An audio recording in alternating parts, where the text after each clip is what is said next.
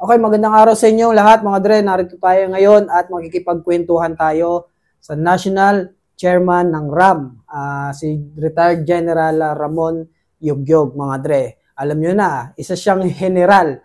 So, alam nyo na pag-uusapan natin ngayon, kakaiba sa mga topic natin before tungkol sa pelikula. Ngayon naman tungkol sa buhay ni General Ramon Yugyog. Siyempre, sir, batiin po natin ang ating mga kababayan, mga nanonood ng Rai TV. Gandang hapon sa inyong lahat. Ako po si Retired Brigadier Ramon Yugyog, tubong Cordillera. Lumaki sa Army as isang Scout Ranger at doon po ako talaga nahubog hanggang naubos ko yung aking serbisyo ng 32 years sa Army. Wow. Kayo pala sir, taga Cordillera po pala kayo, Cordillera Region. Represent namin yung mga IP. Mapalad ako na graduate sa PMA 1985. At doon ako nagsimula na pumasok sa Army at nag-training sa Rangers. Doon nahubog yung aking kakayahan bilang isa sa mga mandirigma na ngayon ay retired na po. Naalala niyo pa po ba yung unang assignment niyo, sir? Ang unang assignment ko sa Davao Region, 2 taon. Pagkatapos namin ng campaign sa Davao Region, lipat po kami dito sa Cagayan Valley at saka sa Cordillera. Dumaan po, sa 5 taon po, napalaban po ako ng 26 na laban sa ating mga rebelde, kasamang mga NPA, kasamang secessionist o mga ng MNLF at saka yung mga terorista. Sa 26 po na laban na yun, salamat ako sa Panginoon na di pa ako nagalusan. Wow, hanggang sa ako nakapag-retire. Pero nakakita ako ng dami rin kasamahan na namatay. Dami na rin na patay sa kanayunan at doon nakita ko rin yung kahirapan sa mga lugar na aming assignment. Bilang mga Rangers, nakikita nyo naman yung dyan na yung mahihirap na guerrilla bases at mahihirap na pinagtatagawan ng mga rebelde o mga terorista. Doon po, doon kami palaging itinatapon. Kaya yung nag-aalsa na ating mga kababayan dahil sa problema na dulot ng hindi maayos na pagpatakbo ng mga leaders, pag sila namundok, kami po yung sinasalag para sawatahin sila o para i-neutralize sila. Kaya doon din nahubog yung aming hinanakit, bakit kumakapal ang mga rebelde sa bundok. Na-interview na namin po yung mga nahuhuli namin. Sinasabi nila sa amin yung sama ng loob nila, bakit. Kaya doon, unti-unting nabuo din yung isip namin ng mga Rangers na bakit tuloy ang pagsampa ng ating mga kababayan at ang sagot nila armadong pakikibaka. At ano naman ang ginagawa ng ating mga political leaders at ating panggobyernuhan. So, doon. Yung pa lang sa first 3 years hanggang umabot ng 5 years nabuo na yung aming dyan. Alam na namin yung paulit-ulit na dahilan ng ating mga kababayan sa kanayunan. Nahihirapan, na sila yung mga na-crossfire, sila rin yung nare-recruit dahil pinapangakuan din sila ng mga kabilang grupo na umaayos ang buhay nila kung sila ay sumali sa digmang bayan, armadong pakikibaka. Kumbaga sir, dahil sa pakikibaka nyo doon sa kabundukan, nalaman nyo yung pulso ng mga mamamayan. Tama po ba? Parang nalaman nyo yung kanilang ipinaglalaban kung bakit ganito, ganun. Totoo yun, kapatid. Dahil yan na nga, pagka tinatanong mo kung bakit paulit-ulit, kahit kulang sila ng kasanayan, sinusubo nila yung buhay nila na lumaban sila sa sundalo natin. Yun. nababanggit ng mga nagsusurrender, yung mga nahuhuli namin dahil sa kahirapan, dahil sa hindi sila inaabutan ng serbisyo ng ating gobyerno, o dahil sa abuso, Yes. at yung mga pangako na hindi naman natutupad sa kanila. So, ayun, nahubog na ano namin, na paulit-ulit na lang, kami naman napapasama dahil bakit daw namin sila pinaghahabol, ano naman, pinaglalaban nila yung para sa kanilang kabuhayan at sa kanilang injustice. Anong madalas niyong tugon?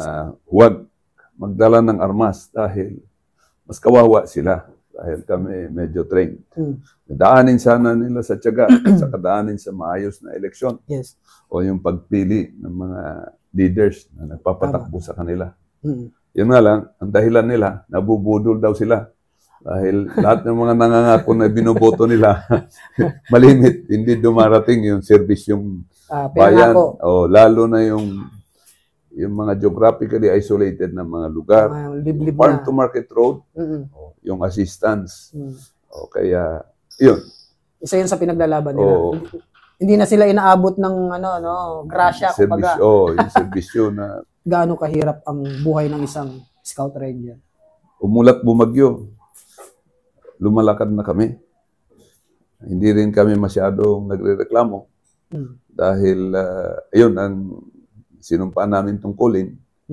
Yung hirap din ng training namin, mas mahirap sa training ng ibang mga units dahil kami yung pinang-aararo talaga sa kanayunan. Yung hindi nakakayanan ng ordinary na infantry, ordinary na kasundaluhan o pulis, malalaman naman yan ng participation ng mga ranger sa kudeta, participation nila laban sa Mindanao, malawak at marami ang kabayanihan na ikwento sa mga rangers na dinaanan namin.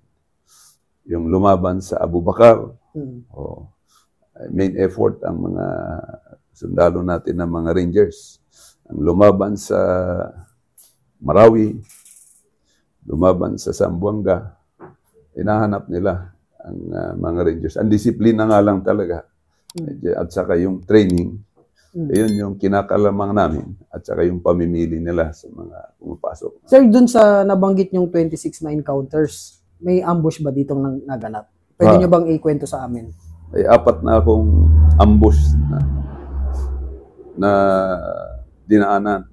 3 sa Mindanao, sa Davao area, isa dito sa Luzon. Okay. Nagkataon lang na kami, dahil sa nakasakay kami ng dyan, dahil malalayo yung tatawirin namin, kaya hindi mo maiwasan na meron. Yun naman, hindi naman kami nawalop o di kayo nakuhanan ng gamit dahil mabilis naman kaming tumalon o lumalaban kami ng harapan. Okay. Tinatabla na lang namin yung kalaban. Nagkataon lang na medyo ninenervyos yung mga umaambos na natatapat sa amin. Okay. Kaya napapatras na rin sila. Pero meron kaming 7 oras na ambush na nalandmine kasi yung isang armor namin. Pero napaglabanan namin sa 7 oras. Hindi na sila nakalimas ng aming mga gamit.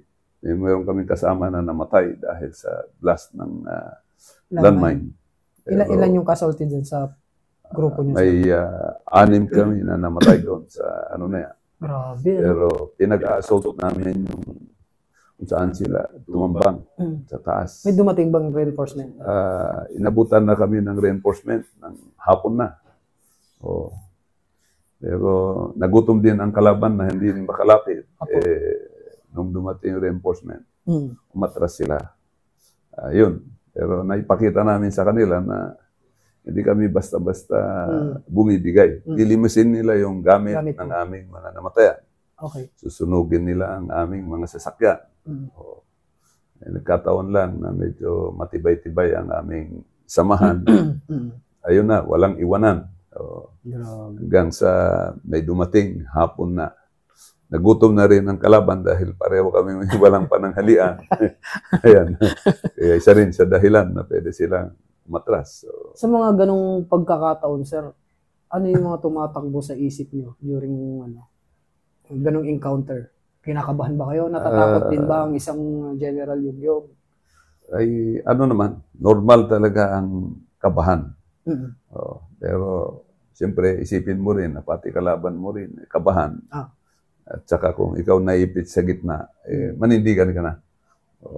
Pagka bibigay din yung kasamahan mo. Kung hindi naman pwedeng sa doktrina ng Ranger kasi hindi pwedeng takbuhan, lalo na kung ikaw ay inaasahan na isa sa mga tinitingala nila ng mga commanders or small unit leaders. Panindigan mo yun.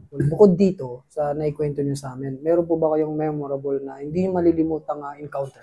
Bukod doon sa itong oras, meron akong laban sa Kalinga, sa Apayao, na mag-isa ako. Oo. Paano pong nangyari nito? Mag-isa ako dahil napasok na namin yung kampo, isang buwan, hinahalughog na namin. Andun sila sa paligid. Nagluluto na yung mga aming kasamahan sa tabi ng ilog. May kasama akong nagpatrolya sa paligid. Dalawa kami. Okay. Nabutan namin sa taas. Hindi nila namamalayan na nakadikit kami. Tinatanaw na nila yung tropa namin sa ilalim. 26 yung isang platoon ng kalaban ng aming na abutan doon. Silip namin sa undergrowth ng kakahuyan. Bago kami dyan, sabi ng kasama ko Sir, marami sila. Umalis tayo. Sabi ko, tagal-tagal na, naghahanap na tayo. Ngayon, nahanap na natin sila. Iiwanan pa natin. Banatan na natin. Kasi kung hindi natin banatan, hindi natin matakbuhan yung bala. Ang tropa natin, pag inulan nila, sigurado may matatamaan doon sa baba dahil nagluluto sila. O di kayo baka lumapit kami sa kainan, doon na kami babanatan. Kasi yun din ang hinihintay nila na maipon-ipon. Gaano kalayo to doon sa ilog, sir? Patanong ko lang po from doon sa position nila hanggang sa ilog?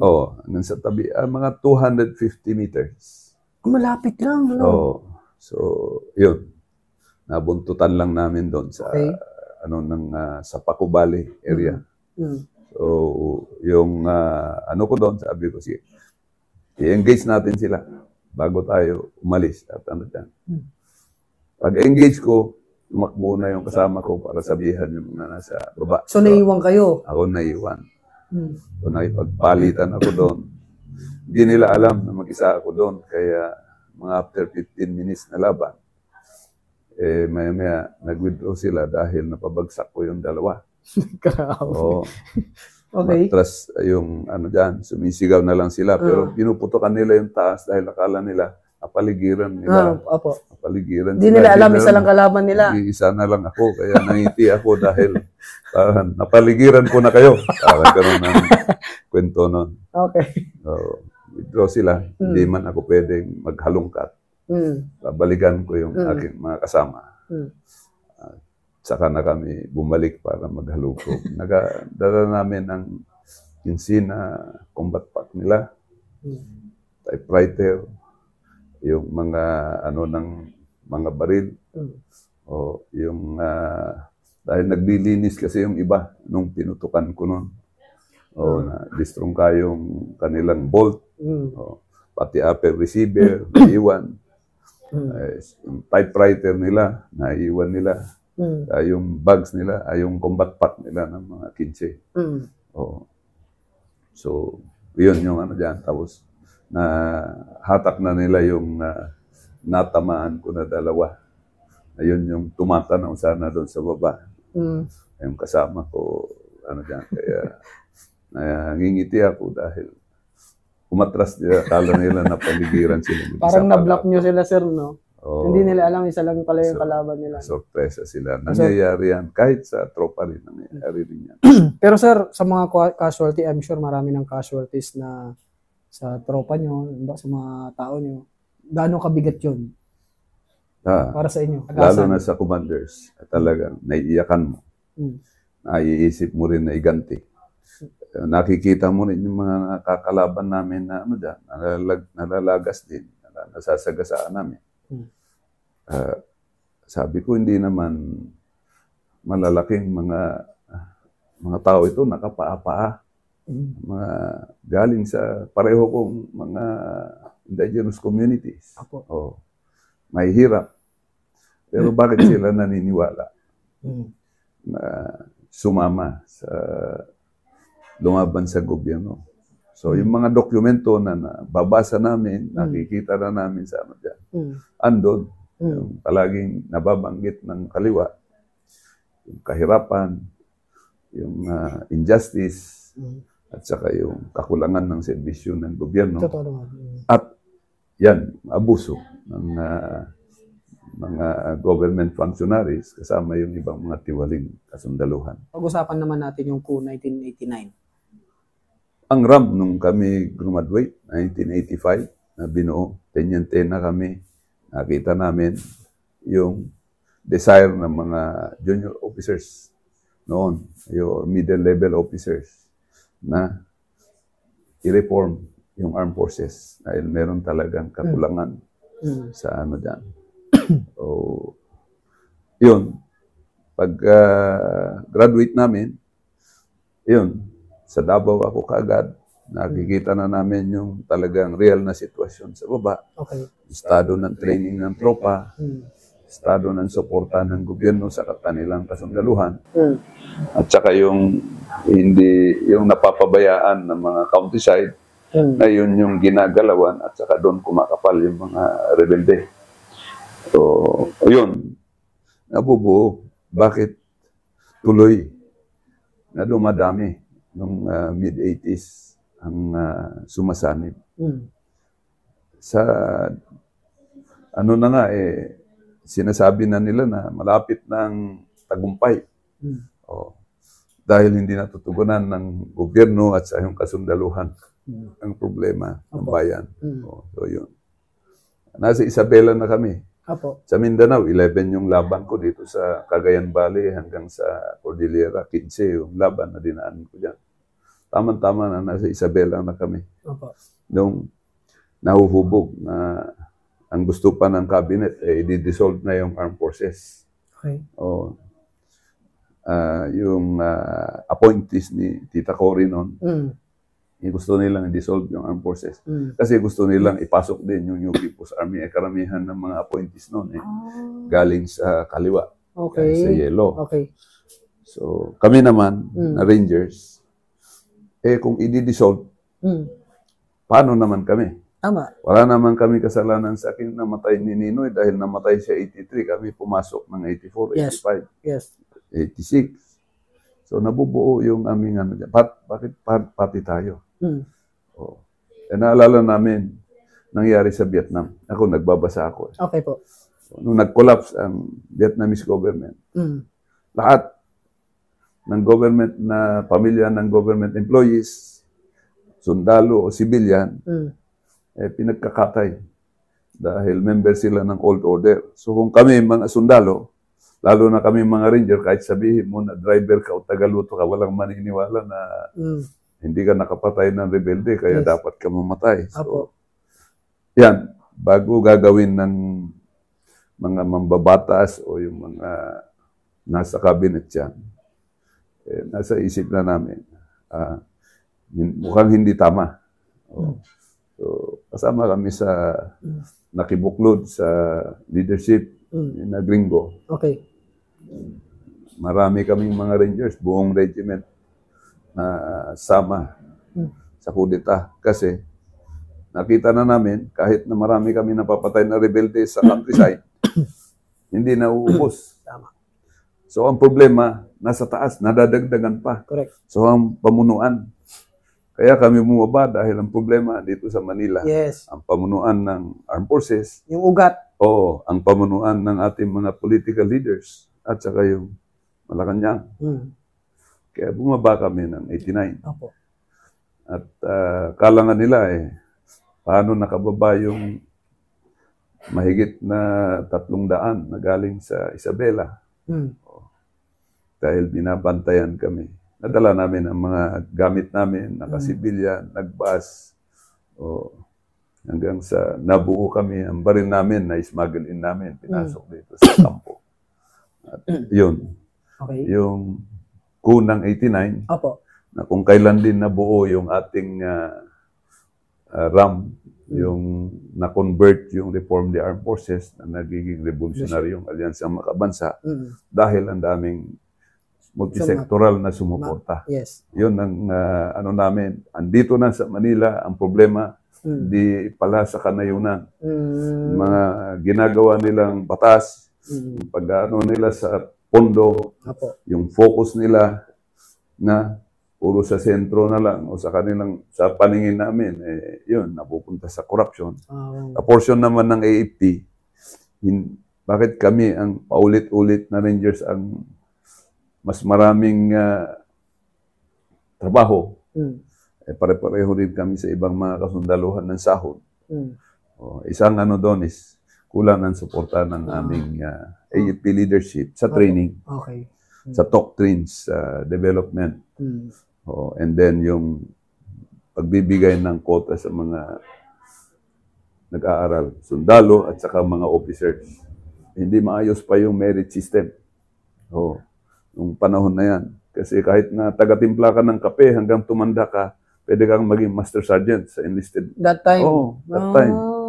So ngayon, hindi na. Hindi pwede na. Nireform na nila yan. Ngayon, humawak ka ng tao, humawak ka ng mataas na katungkulan bago mabigyan ng promotion. Correct. And bago yun, meron ka ng training. So ngayon, ang armed forces natin, nasusunod na yan.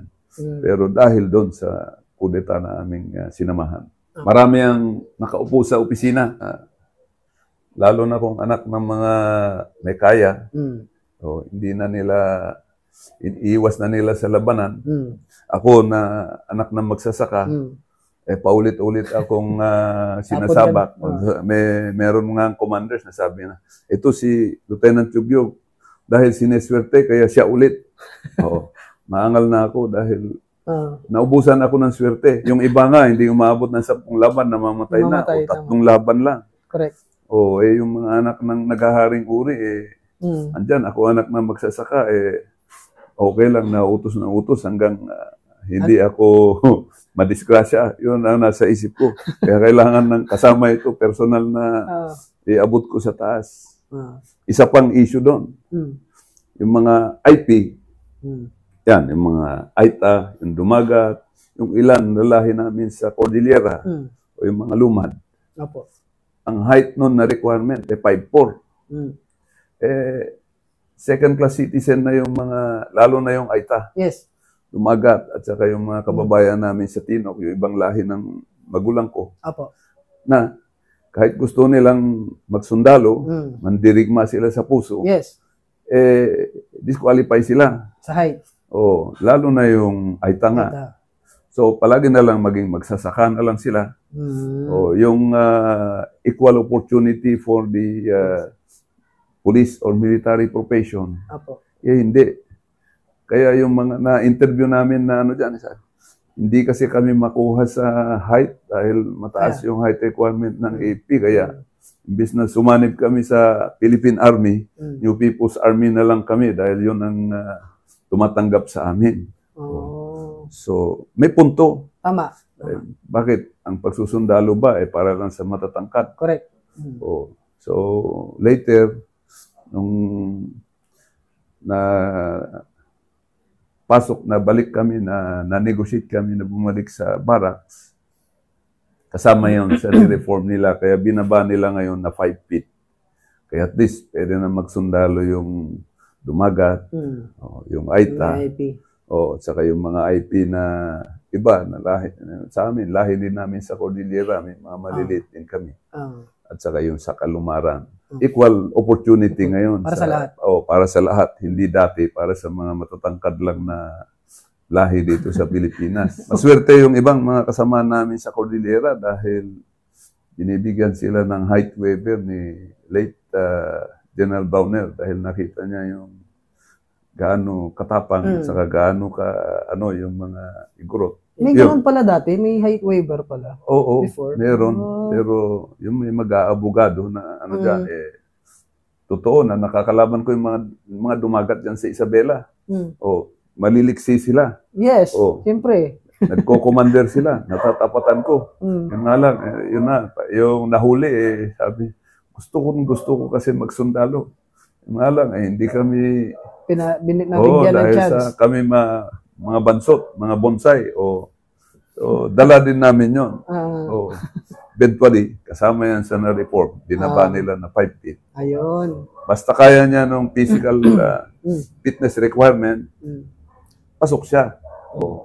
Kasi hindi naman lahat na matatangkad, ganun din kalakas. Nung nagsimula, buong ranger kasi napag-usapan na namin na manindigan. After all, kami naman ang sinusubo kalimitan pagka yung kumakapal ang rebellion. Itinapon. Ako na nga, yung galing sa Davao. Pagdating, uminit na sa Northern Luzon. Dinala na kami doon. Napasama ako doon sa mga junior officers na ano dyan. Bakit kami na naman? Bakit? Yun, kulang yung quality ng kasundaluhan nun. Yun ang paningin ko. Kulang ng may na training. So saan yan? Pagre-reform sa headquarters at saka yung pag-allocate ng Congress ng tamang budget. At saka pagre-repaso, pag-ayos ng career system ng kasundaluhan. At saka yung doktrina. Ilan ang wala pang nasusulat na Filipino textbook na ginagamit namin sa Training and Doctrines Command noon sa Army. Pagkatapos ng 89 ko, saka lang nagkaroon ng mga research. Nakakagawa na kami ng actualization ng mga doctrines na napag-aaralan namin na libro ng mga nasa US, libro ng galing sa ibang bansa. Yun sa atin naman, yung experience naman natin. So nakatulong yung aming ni na Colonel Dennis Eclarin. Kasama rin ako sa lumaki doon sa school, sa training command ng Army. Nakapag-contribute yan. Nung kami nakalaya sa kulungan. Dahil nung after 89 ko kasi, nakulong na kami ng 2 years. Yung iba, mabot na ng 4 to 6 years. Gusto ko lang linawin, sumuko ba kayo nun? Nag-surrender ba kayo nun? May negotiation nung 89. Oo. Kaya kami nag-back to barracks. Back to barracks kayo? Back to barracks kami. Kasi ayaw namin isuko yung baril namin. Ito ang nangyari nung... Sige po, kwento niyo sa amin, sir. Nung kami tumagal sa Makati, inoccupy namin yung Makati. Pangatlong araw, nag-ano na sila, hinanap na nila yung seniors namin, nakilala ng mga, siyempre sa Pilipinos, yung mga nire-respetong commander o ninong ng ibang mga opisyal namin, hinanap ng government, ng AFP, tulad ni late General Arturo Enrile. Kasama niya sa Sulu yung ibang junior officers na kasama namin at saka ninong siya rin ni Colonel, si Captain Danilin, si former chairman. Yung iba doon, mga junior officer na napamunuan niya, kasama niya sa labanan sa Sulu at saka Maguindanao. So siya ang tinap ng government na makipag-contact sa mga kasamahan namin. Dahil wala na akong kaming balak na sumuko. Ang namin, sige, laban na. Kaya panahon natin hanggang 2 months, nag-uusap sila. Maya-maya, yung pang 5th day, dumating sila dahil may ine-negotiate daw sila yung sa ng government. So, pumasok sila, tuloy ang labanan, pero may window para pumasok. Kino-ordinate kung papasok sa Ayala. Yung bisita. Dahil nag-square off defense kami doon sa Makati, sa Ayala Square. Dumating si Jan Enrile. Dahil hindi nila kami kayang i-overrun. Mas marami silang casualty yung government forces, yung PNP, yung Marines, yan yung mga lumulusob sa amin, 89 na yun. So, di rin nila mabomba dahil alam nila na business district. Tama. Noong pangatlong araw actually, minamachine-gun na nila. Yung sa helicopter, minamachine-gun na yung ano namin doon. Kaya lang concrete yung mga structures, kaya hindi naman nabubutas. Tapos, yung PNP, umatake rin sila sa Buendia. Hindi rin sila makausad dahil may mga snipers kami sa taas. Okay. Kahit bumabanat sila ng mga rockets, hindi naman nila mabungkag yung makakapal na concrete ng mga condo units. Hindi sila makapenetrate talaga kaya, sa ano? Kaya, result na lang nila is i-negotiate na kami. Okay. Hinanap nila yung negotiators na pumunta sa amin. So, pagpunta doon sa unang gabi, ayun na, binanggit sa amin na nakaabot na sa gobyerno yung inyong hinaing. Pero kailangan natin itigil yung labanan kasi babagsak ang ekonomiya. Kung magtuloy pa ito. Kaya sumuko na lang kayo. Yun ang doon.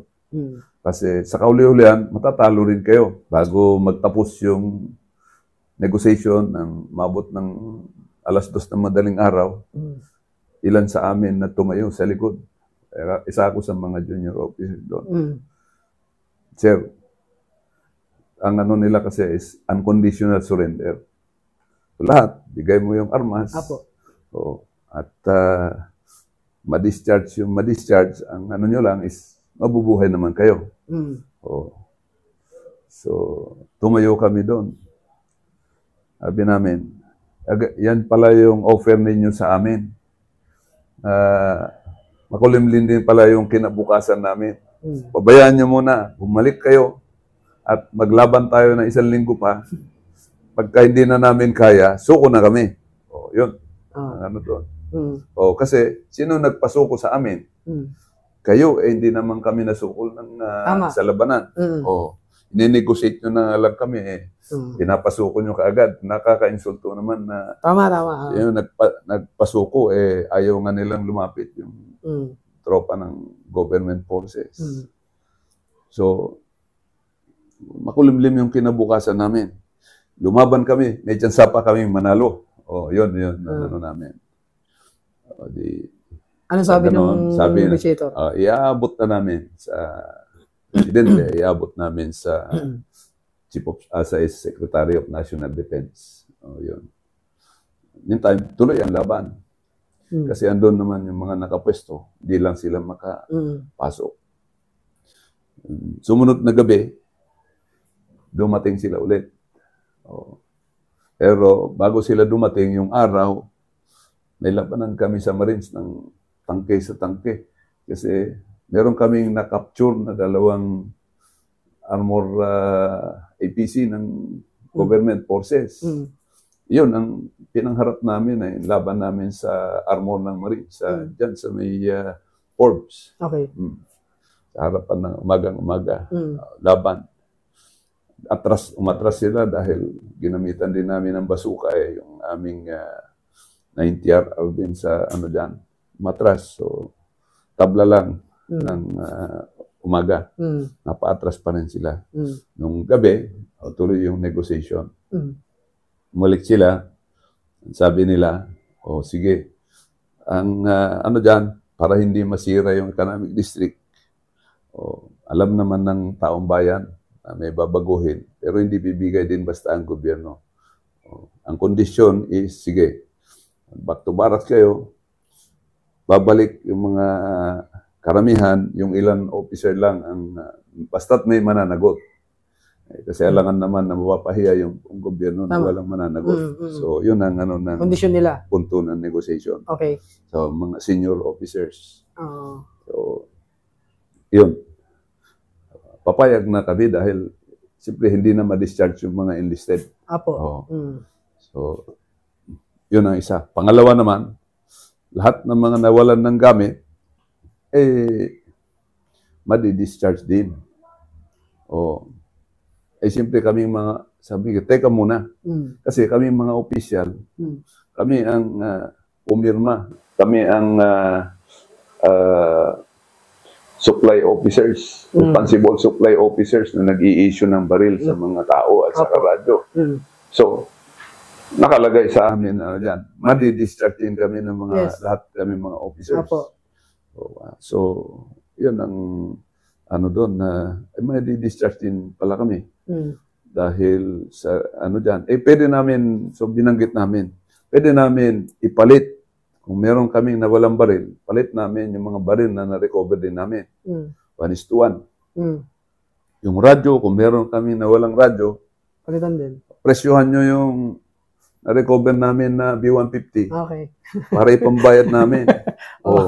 Mas malaki pa kasi yung may mga nawawala na gamit, hindi mo maiwasan. May mga ano dyan na may nawalang gamit. Ipambayad na namin doon. Sobra na siguro kung mabayaran namin yung mga nawawala. Yun naman, sabi nila, ipaprocess natin na kung ano ng losses. Mahanap natin ng remedyo. So in short, doon na nagkano na pwede na para hindi na bumagsak. Pagiging patriotic mo naman, ang sabihin nila is at least hindi natin binagsak yung economy ng Pilipinas kasi mahirap mag-rebuild. So, yun yung ano dyan. Na pang 7 araw, bumalik kami sa barak, dala-dala namin yung baril namin. Hindi kami dinisarm. Kaya kung nakikita nila, nag-march kami na papunta sa barak. Sa amin naman, kasi kung i-disarm kami, edi laban na ulit. Yes. Hindi kayo papayag. Hindi kami papayag. Kasi baka magulangan kami. Siyempre. May mga ganyan na may gulangan na. Siyempre, totoo yan. So, doon nagtapos yung ano doon, sa negotiation. Eventually, after ng coup, sineryoso ng gobyerno, si Speaker Mitra, pinatigil niya yung mga hidwaan at saka away ng mga cabinet at saka yung mga pang-personal ng mga congressmen at that time. Inayos nila yung the basic commission report, lahat ng mga issues na na-raise doon. Doon nakalagay yung ano namin sa portion ng kasundaluhan, concern namin. Concern din namin sa mga sa kanayunan. Na-erase nyo doon? Andun lahat. Then, yun na, back namin sa barracks, hinarap namin yung kaso namin, habang tuloy yung negotiation para sa amnesty. Gano'n kayo katagal na detain, sir? 2 years kaming, ano dyan, pero yung iba, mabot na ng 4 years. Mga senior leaders, mabot sila ng 4 years. So, habang tuloy yung negotiation, eventually, nag-lead sa amnesty. Program ng ng amnesty. At saka na tuloy naman na hindi na-discharge. Kaya lang, meron kami mga enlisted na pumunta sa divisions, pinag-discharge ng mga subordinate, mga division commandant. Actually, nung nagka-amnesty, ginawan din namin ng remedyo, pamunuan ng RAM, na ibalik, i-reinstate yung mga na-discharge na part ng precondition din ng amnesty. Inabot ng mga 4,900 yung listed na na-amnesty. Kulang-kulang ng 5,000. Laki, dami. Ang kasundaluhan. Kasama yung ibang mga civilian supporters. Kaya nga nagiging alyansa or alliance.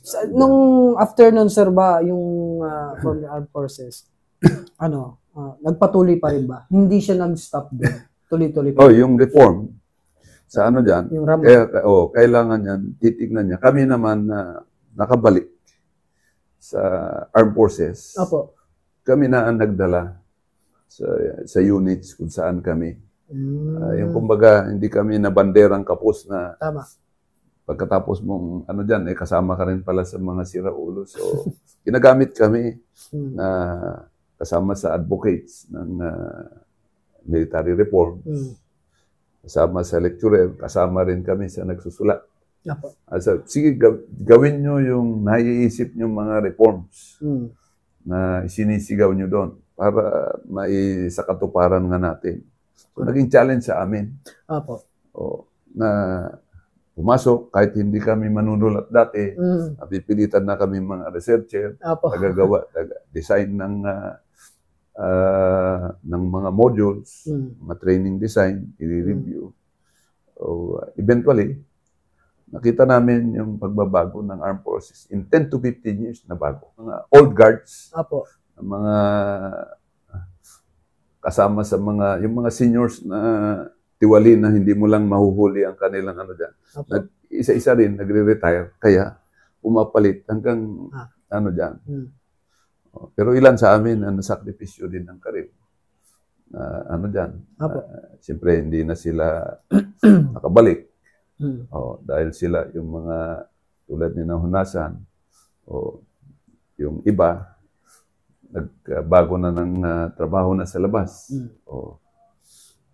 Pero ang dividend is na-reforma yung ating armed forces na ngayon, sabi nila, pinakamataas ang trust rating sa ibang government agencies. Sila yung hinahanap ng DepEd para sa Brigada Eskwela. Sila ang hinahanap para sa pag-assist sa kuna, yung mga LGUs natin. Yes. Meron pa nagtuturo sa mga lugar na hindi inaabot ng nasusuportahan ng gobyerno na magturo. Nagtuturo ng literacy program ang mga kasundaluhan. Sa medical, natutulungan natin yung sa reach out. Sa mga medcap ng dyan. So, yung lugar na hindi mapasok o di kay ayaw kuhanin ng mga kontraktor yung dyan, binibigay sa Army Engineering at sa AFP Engineering units para makaabot sa liblib. So, sir, noon pa man, napatunayan nyo na sa mga kapwa natin Pilipino ang pagmamahal nyo sa ating bansa, no? Etong RAM naman po, sir, ano ang advokasya nyo para sa ating mga kababayan? Nung nagiging National Alliance hindi na siya armado, revolutionaryong alyansang makabansa. Ito ngayon yung pag-sustain ng pagdi-deliver ng services sa countryside bilang people's organization siya. Hindi naman nawala sa amin dahil yung kaming mga naiwan sa serbisyo. Tapos puso na naming ginampanan na nag-reach out. Kaya nga yung tiwala ng taong bayan na balik ang laban natin sa komunista at saka laban natin sa terrorist sa Mindanao nananalo na yung kasundaluhan natin. In fact, katatapos nga lang ngayon yung mga mandirigmana ng komunista, wala nang gustong sumanib dahil alam na nila na gumaling na yung overall quality ng armed forces. Yung abuso nila noong una, naayos na dahil in-improve yung doktrina. So, kami naman, hanggang sa natapos kami ng serbisyo, andyan yung People's Organization na natin na revolutionaryong alyansang makabansa. Minabuti ni General Lim na sinanib sa RAM party list. Pero bago umabot doon, yung pag-angal ni General Lim, na siya yung unang chairman namin dito sa RAM, na People's Organization, nakulong siya dahil inangalan niya yung katiwalian ng eleksyon noong 2004. Yung I am sorry ni Garci, ni GMA.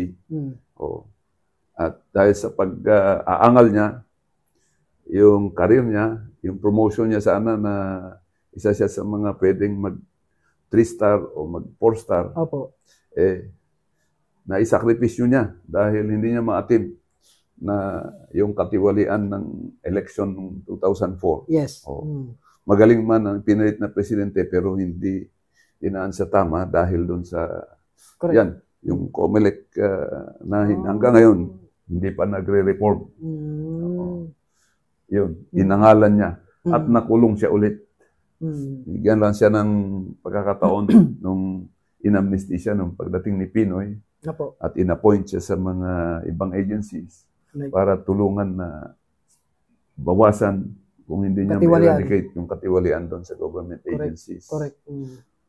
Pagdating naman ni President Duterte, nagkatiwala sa kanya yung MMDA para ituloy yung pag-aayos ng serbisyo ng ating mga personnel sa MMDA. Nagampanan niya naman.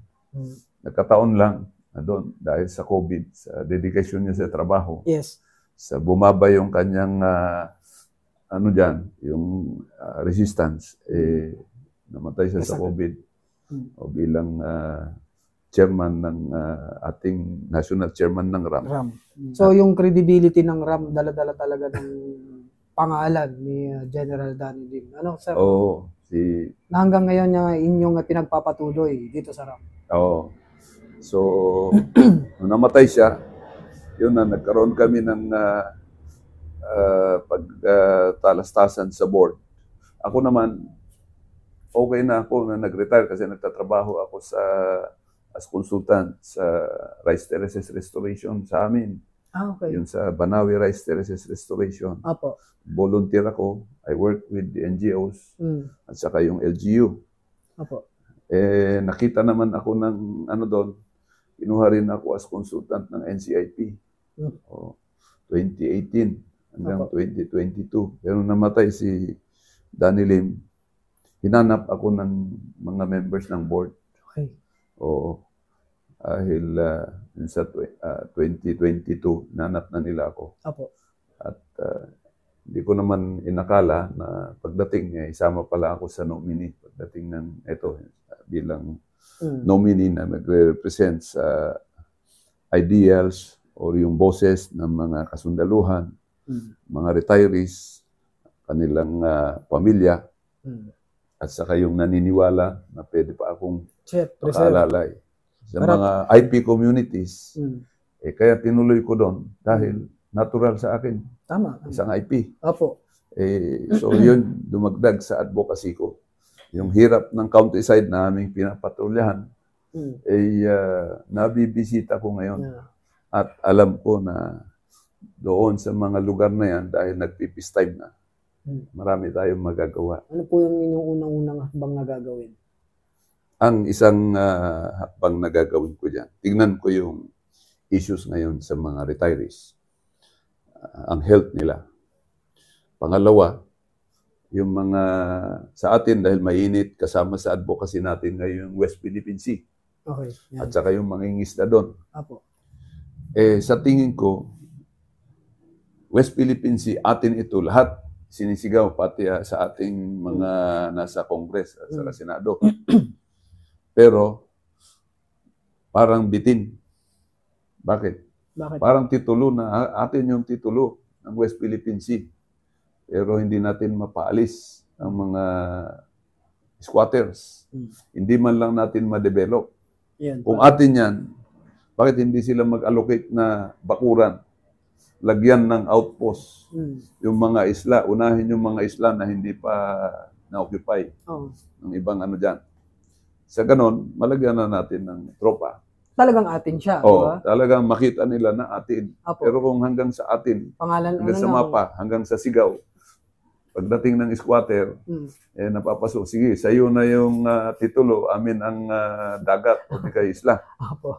Ganun naman ang nangyayari. Kung atin yan, yung 10 hanggang 20 na milyon, hindi nila kayang gastusan na iayos yung outpost. Sa tingin kasi ng mga electorate natin, ang mga dyan, wala silang makukuhang boto doon. Pero yung pagsasabi nila na atin, asan na yung concrete na ebidensya na gagawa siya? Gastusan mo, lagyan natin ng outpost. Yun ang pinapanukala gusto nyong mangyari, sir. Lagyan ng outpost. Ang mga mangingisda naman, paano mo sila maprotektaran? Kung hindi mo lagyan ng outpost para pwede silang mag-angkor, kung may magsasagasa sa kanila na dyan, may aantabay na kasundaluhan o kasama natin sa dagat, o meron silang pag-aangkoran pagdating ng hindi maganda yung weather. So, yung palaisdaan ng Pilipinas na yan, yun, napoprotektahan natin para sa Philippine fishermen sa West Philippine Sea.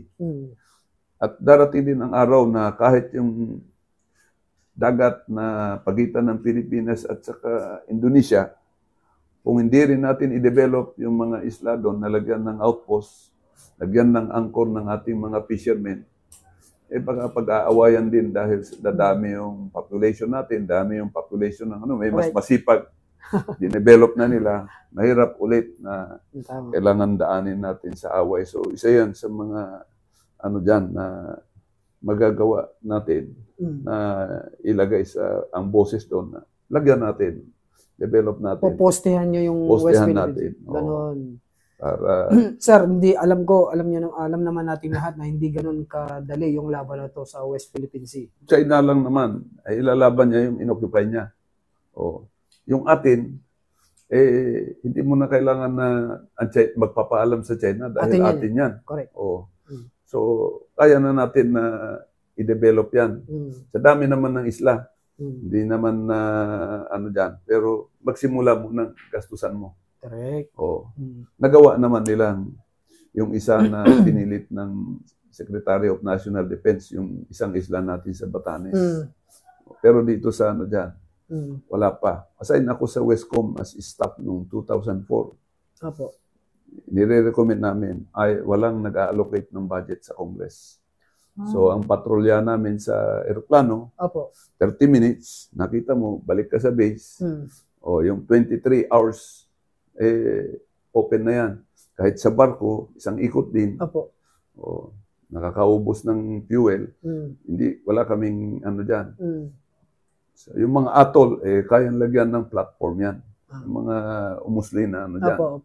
Dahil kaya natin napakuan yan. Lalagyan ng metal na sheets. Dahil napakuan mo na ng bakal. Or sinisemento na para may helipad sa mga atolls na doon. Pagdating ng araw, yan din ang magiging angkor ng imbes na puro Caribbean cruise ang iniisip natin, meron din West Philippine Sea cruise sa mga isla-isla natin. Dahil naggawa na tayo ng frontier outpost. Kayo po, let's accept the fact na nagkakaedad na po kayo. Pwede retired na po kayo.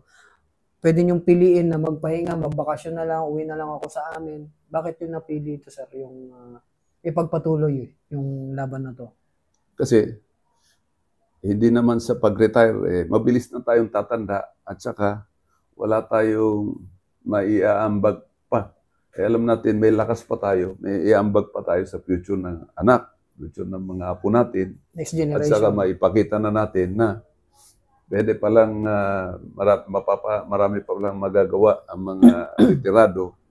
Marami pala silang maiayos, maitulong, lalo na sa amin na dumaan bilang. Ayaw namin mabanderang kapos na dyan. Dahil sinimulan na namin, maayos na nga na peaceful ngayon. Dumadami ng turista sa probinsya.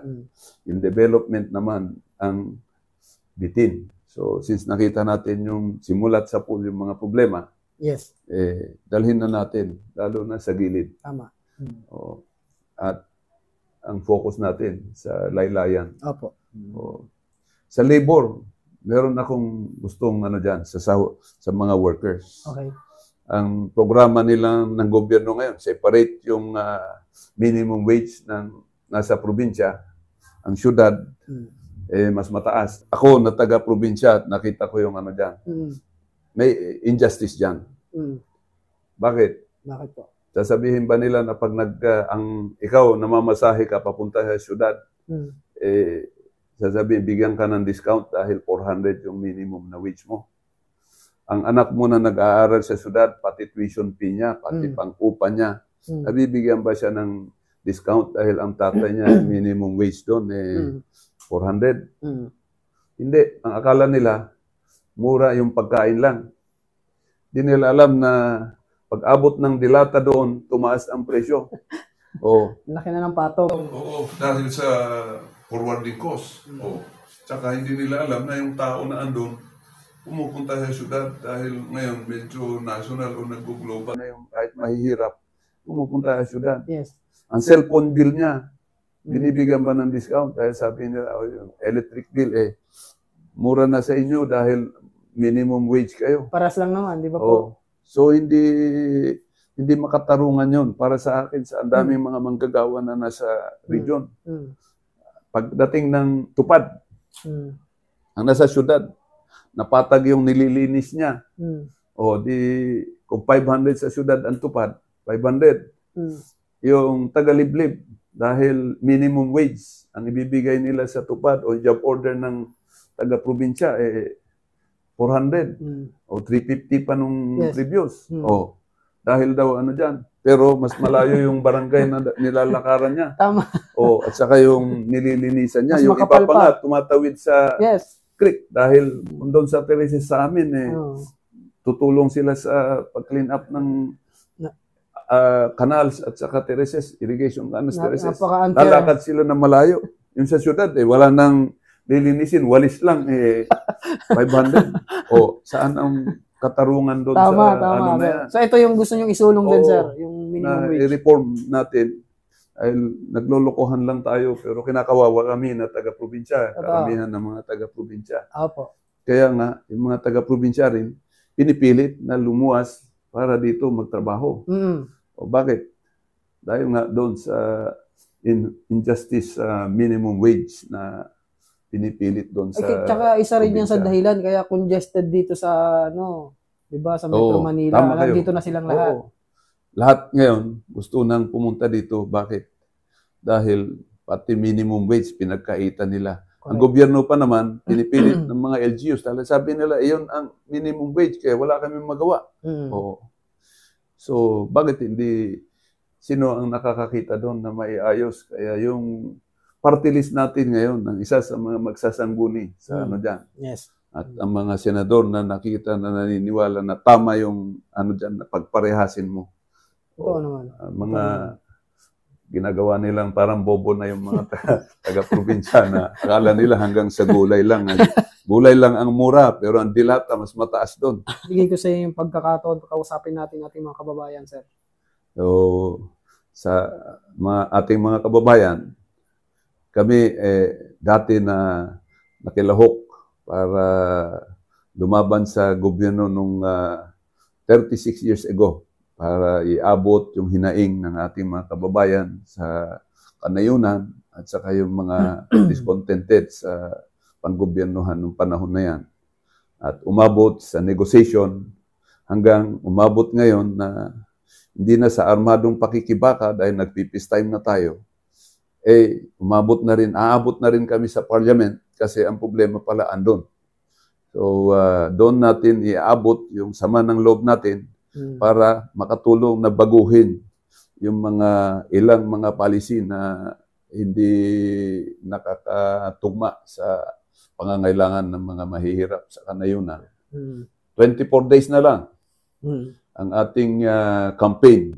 Sana iboto ninyo yung aming 129 RAM party list at iabot namin, idagdag na namin ang boses para sa pagre-reforma ng ating bureaucracy. At umaasa naman kayo na hindi kami dadagdag sa mga, kumbaga, mababanderang kapos na pagdating doon, magiging dishonorable din. Hindi ko po hinangad na magiging government servant as a senior citizen ng banderang kapos.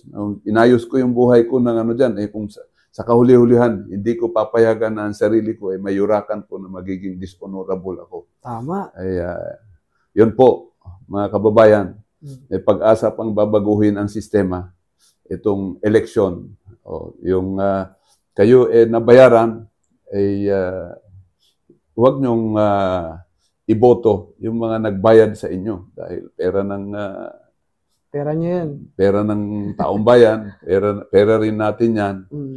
Pero yung talagang magtrabaho at alam nyo na may paninindigan. Correct. Magandang hapon sa lahat. Alright, maraming salamat, General. Napakaganda ng mensahe po ninyo, no? Huwag niyo pong kalimutan, 129 RAM Party List. Para sa bansa. RAM para sa bansa. Huwag kalimutan mag-subscribe Paalam.